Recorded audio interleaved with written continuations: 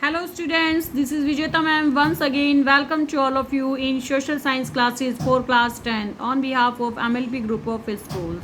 So dear, we are doing minerals and energy resources chapter 3rd of geography syllabus, and in this chapter we have discussed beta about the minerals and mode of occurrence of minerals in our previous lecture.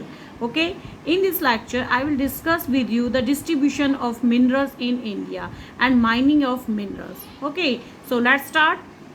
Distribution of minerals बेटा means India में कहाँ कहाँ किस किस तरह के minerals available हैं. सो India is fortunate to have fairly rich and varied mineral resources, but these resources are unevenly distributed. India बेटा बहुत क्या है, रिच है. किस तरह की वेरिएड मिनरल रिसोर्सेज, हर तरह के मिनरल रिसोर्सेज हमारे पास में अवेलेबल है, हमारे देश में पाए जाते हैं. लेकिन क्या है कि अनइवनली डिस्ट्रीब्यूटेड है. अनइवनली डिस्ट्रीब्यूटेड का मतलब क्या है, मीन्स बेटा कि कहीं पे जैसे गुजरात, हम एग्जाम्पल ले लेते हैं, पेनिसुलर प्लेट्यू से एग्जाम्पल लेते हैं कि पेनिसुलर प्लेट्यू जो है बेटा भारत का बहुत ज़्यादा क्या है, varied and rich mineral area है, जहाँ पे बहुत ज़्यादा मिनरल्स, जहाँ पे कॉपर भी मिलता है, जहाँ पे लोहा भी है. ठीक है, बहुत सारे मिनरल्स, बॉक्साइट भी है, सारे मिनरल्स यहाँ पे मिलते हैं. ठीक है, तो let's discuss one by one.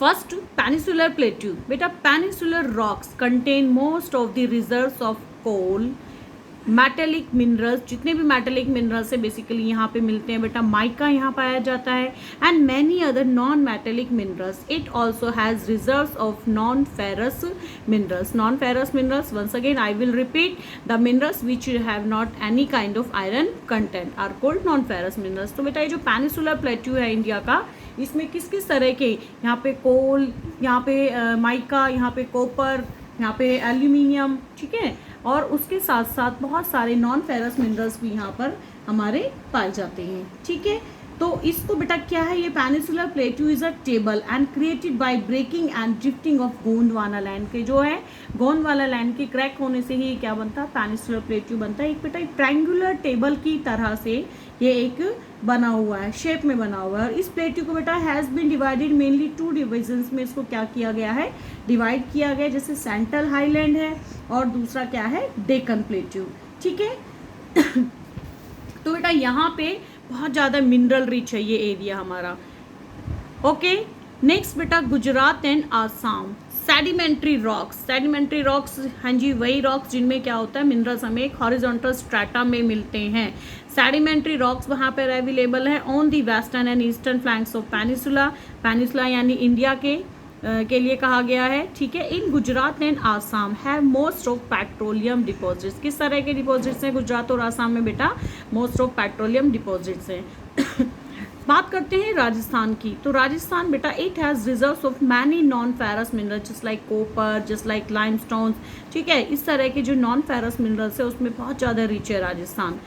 Next आता है बेटा नॉर्दर्न प्लेन. नॉर्दर्न प्लेन यानी कहाँ से शुरू हो जाता है हमारा, पंजाब, हरियाणा, उत्तर प्रदेश, ठीक है, बिहार सॉरी, इनमें सभी में क्या है बेटा, ये हमारा नॉर्दर्न प्लेन है. दिस इज़ वेरी लिटिल और नो इकोनॉमिक मिनरल्स. यहाँ पे जो है इकोनॉमिक मिनरल्स ना के बराबर अवेलेबल है. हम यही कंसिडर करके चलते हैं कि है ही नहीं.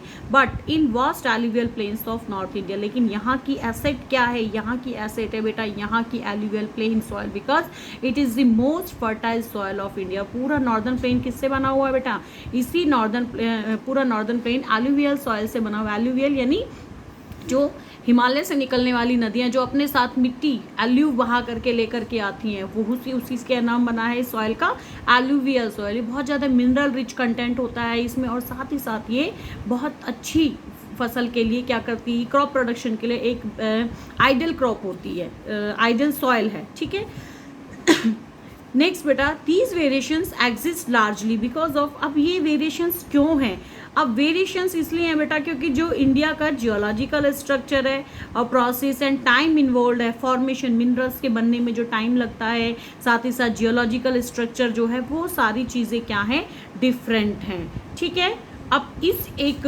डिस्ट्रीब्यूशन ऑफ मिनरल्स को हम क्या करते हैं, एक बार मैप में हम इसको स्टडी